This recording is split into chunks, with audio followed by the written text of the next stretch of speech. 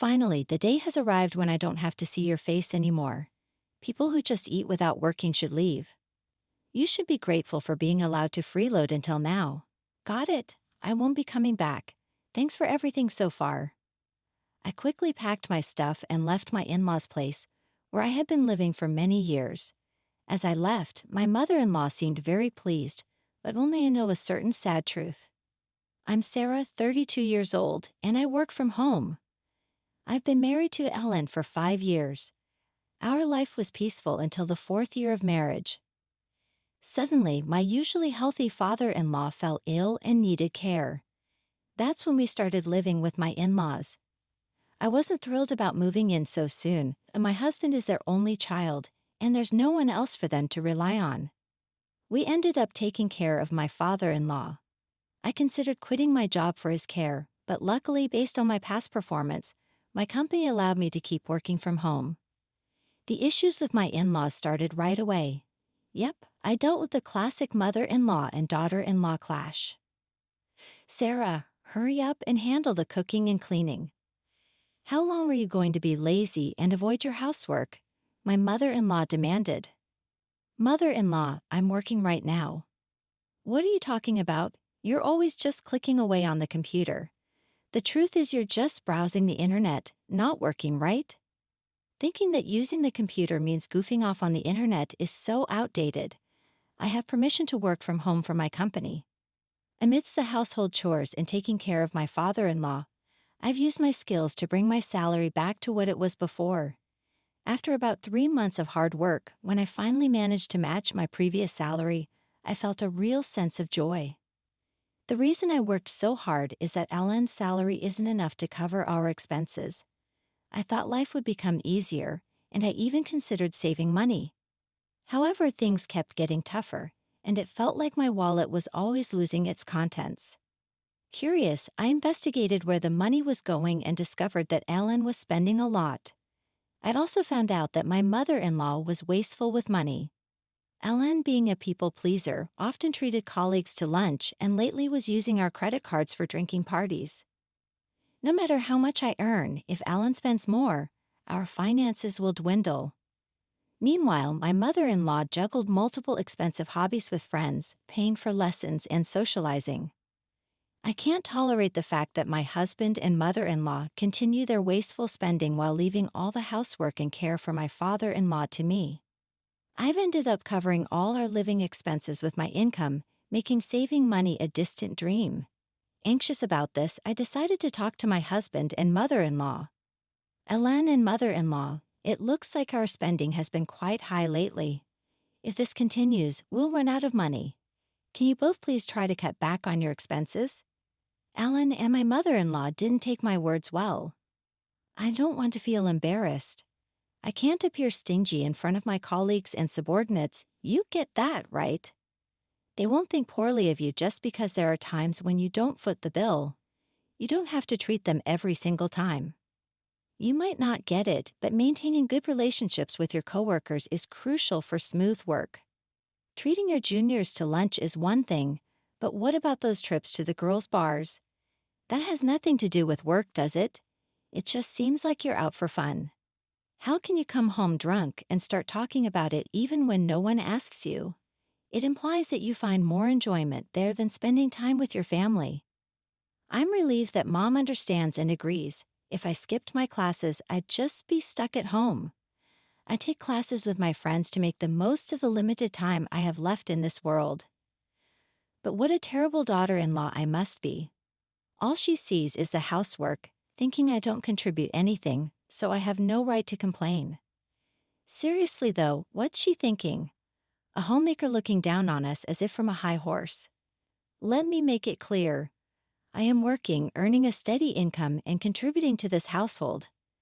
I'm also handling housework and taking care of my father-in-law. Don't lie, working from home you can't be earning that much. Mother is the one doing the living. Don't act so high and mighty for a part-timer. I was so shocked by what I heard that I couldn't even respond. They didn't seem to grasp that I was juggling housework, caregiving, and maintaining a steady income. Moreover, it appeared that my mother-in-law had told Alan that she was the one taking care of my father-in-law, making it seem like I was just a homemaker doing nothing. There were moments when I thought about leaving that house. I seriously contemplated it, but the reason I stayed was because of my father-in-law. Since I got married, he always treated me with kindness. Unlike Alan and my mother-in-law, he would often say things like, "Sarah, I'm grateful to have a wonderful daughter-in-law like you. I apologize for everything. Father-in-law, taking care of you isn't a burden. Why would you say that? Sure, I feel bad imposing on you like this, but more than that, I'm concerned about my wife and son. They leave everything to you, doing as they please, right? Yes, you're right. I recognize that it's thanks to your hard work that our household finances are staying afloat. Alan's income alone wouldn't be enough to sustain this household. Father-in-law, you knew all along. It seemed he had understood our family situation for quite some time, and every time he received care, he expressed gratitude with heartwarming words. I genuinely cherished such a father-in-law and even found joy in looking after him. What would happen to this house if I left? I worried about who would care for my beloved father-in-law, so I chose to be the one providing proper care until he passed away. A year later, my father-in-law passed away. During the funeral of my beloved father-in-law, tears flowed uncontrollably. "Sarah, why are you crying so much? What's wrong?" "Father-in-law has passed away. Isn't it normal to mourn like this? I've been his caregiver all this time." My response seemed to anger my mother-in-law. "You're making it seem like I never took care of him." The truth is my mother-in-law hardly took care of my father-in-law. She was always busy with her hobbies, frequently going out. Since I was at home, she didn't have to handle any caregiving or housework. She even put on a tearful act in front of relatives, portraying herself as the oppressed and pitiful mother-in-law. To outsiders, it might have seemed like I was the unkind daughter-in-law. They defended her, saying, "Don't be so hard on your mother-in-law," and blamed me, even though I was simply mourning my father-in-law's death. People who knew nothing criticized me, making me furious. I decided to distance myself from my relatives. That's when Alan took notice and approached me with complaints. "You embarrassed Mom in front of everyone. What are you talking about? That doesn't make any sense. I was only crying about my father-in-law's death, yet your mom came over and told me it was strange for me to cry. Didn't it make it sound like she hadn't taken care of Dad at all?" I never said such a thing. I just talked about mourning the loss of my father-in-law, whom I had always cared for. Perhaps it sounded like criticism to you because, in reality, your mom did nothing. Are you insulting Mom? I'm not insulting anyone. I'm just stating the facts. And by the way, if it bothers you so much, you could have done more to care for your father-in-law too. If you're so upset about it, you should have taken care of him yourself. Why are you criticizing me? How can it be none of my business? It's only natural that you, his blood relative, would take care of him. I'm working for this family, managing the house. Taking care of relatives is part of wife duties. That's absurd. Don't be so ridiculous. I'm working too, you know. Our argument escalated and the relatives had to intervene. Although they stopped our argument, I didn't speak to my husband at all after that. Once all the funeral proceedings were finished, a lawyer explained the inheritance. "I'd like to discuss the contents of the will regarding your late father's estate. First, to the wife and the daughter-in-law, Sarah, he's left half of his cash to each of you. And to his son, Alan, he's left ownership of the family land and home." What? If Alan gets the land and the house, doesn't that mean all the other assets go to the wife? Why is Sarah receiving an inheritance? As his wife, your husband was deeply grateful to Sarah for the dedicated care she gave him. He wanted to give her part of the inheritance as a sign of gratitude. This is his decision. This is his decision. He made his decision and it can't be changed. I can't believe it. Oh, I get it. You were caring for him just to get the inheritance, weren't you? How could you think that? That has to be it. Otherwise, there's no way you could have been so devoted to him despite not being related by blood. I had a good relationship with my father-in-law ever since I got married. I took care of him to express my gratitude. Are you suggesting that you tried to make someone unrelated by blood take care of your husband? Isn't that like psychological abuse? Don't be ridiculous. Fine, I won't bring it up anymore. Appearing frustrated that she couldn't say anything else inappropriate in front of the lawyer, my mother-in-law continued, "So that was Dad's decision. It's grand gratitude for Sarah's caregiving, right? If that's the case, then we have no choice but to follow. May I continue?" All right. Well, their father stated that it's no longer necessary to rely on Sarah. Upon hearing this, my mother-in-law's face, which had been dissatisfied just moments ago, suddenly broke into a smile. "Yes, that's great. I understand." Huh? What do you mean? My mother-in-law seemed pleased, but my husband was confused. He didn't seem to understand what she was saying. So in the end, Sarah's inheritance is nothing more than severance pay. It's not gratitude at all. Now that Dad's caregiving is over, we don't need Sarah in this house anymore. My mother-in-law had misconstrued my father-in-law's will just as he had intended. The truth is, my father-in-law had discussed this with me before. He wanted me to be free from this house after he passed away. He used the will to cleverly deceive my husband and mother-in-law, making it appear natural for me to leave. And just as my father-in-law had planned, my mother-in-law, completely misunderstanding his true intentions, saw the will as an opportunity to kick me out. Feigning shock at the will to conceal my actual desire to leave, I said, "Father-in-law, why would you treat me like this? To Dad, you were just someone to take care of him. Alan, you can't understand Sarah anymore, right? Why don't you just divorce her?" My mother-in-law suggested. "Alan, you'll still stay married to me, right?" With tears in my eyes, I looked at Alan. After contemplating for a while, he said, "You know what? Let's get a divorce. I've inherited the family home and land, and Mom got some money too. There's no longer any need to worry about caregiving, so there's no problem if Sarah goes." Huh? What do you mean by that? Just what I said. I feel bad for asking, but could you leave our house and agree to the divorce? Understood. I suppose there's no place for me here anymore.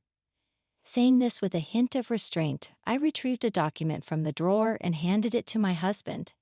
After our recent disagreement, I went and obtained this. No mistake, the document was a notice of filing for divorce. My husband promptly signed it. Finally, I don't have to deal with you anymore. A non-working freeloader should just get out.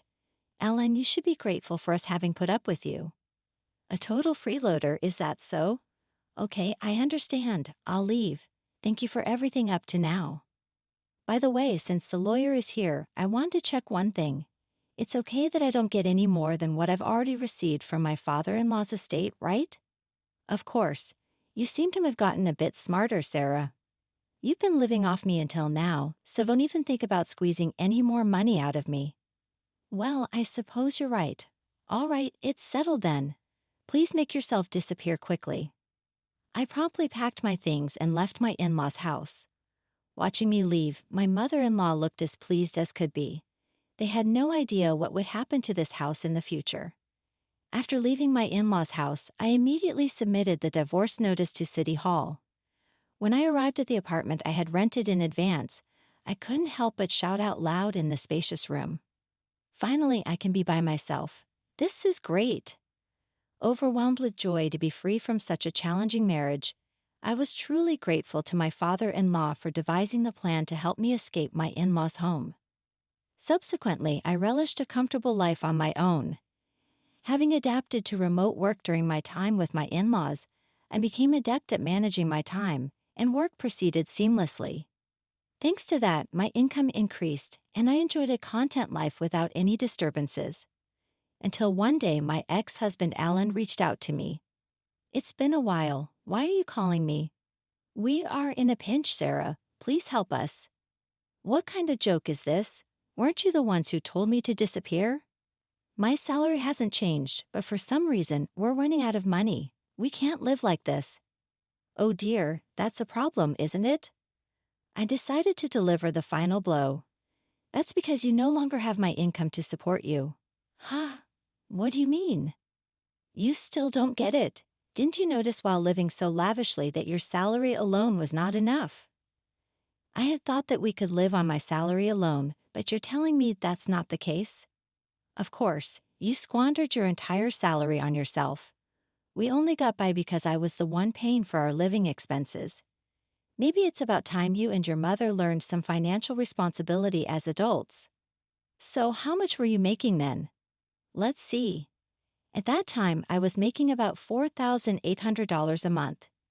Maybe that's more than me. That's right, you didn't know, did you? By the way, now I'm earning even more than that with no one to get in my way. Even through the phone, I could sense my husband's frustration. Hey Sarah, can't we start over? It was a mistake to let you go. I want to make things right again. Huh? You're after my income. Are you stupid? That's not true. I still love you, Sarah. Don't be ridiculous. I never want to see your face again. By the way, what happened to the inheritance your mother received? With that amount, you should be living comfortably, right? That's the thing, it's about to run out. That's impossible. It was nearly $100,000, right? That's not an amount you can use up in just a few months. Mom and I spent it on a shopping spree and overseas trips, and half of it disappeared in the casino. A foolish mother breeds a foolish son. I have nothing more to say to you. Besides, I'm a stranger now, so I can't do anything for you and I don't want to. Don't be so heartless, help me. This has nothing to do with me. There's nothing more to talk about, so I'm hanging up. Don't call me again. Saying this, I ended the call on my end and promptly canceled the contract for the mobile phone I was using. What became of my ex-husband and mother-in-law afterward is none of my business, and I do not know. However, about a year after that call, I passed by my mother-in-law's house, and it had become an empty lot. They probably had to let go of the house due to financial reasons. Well, it's none of my business anyway. As for me, with my newfound spare time, I started attending a wine class that had piqued my interest for some time. There, I met a man 2 years my senior who took me seriously. After dating for a year and a half, we got married. He is the ace of a well-known company that many people are aware of, and despite his high salary, he is humble with a warm and wonderful character. He respects my career, and we enjoy a fulfilling married life filled with mutual respect. These days, I feel that maybe all this retribution was a gift from my father-in-law.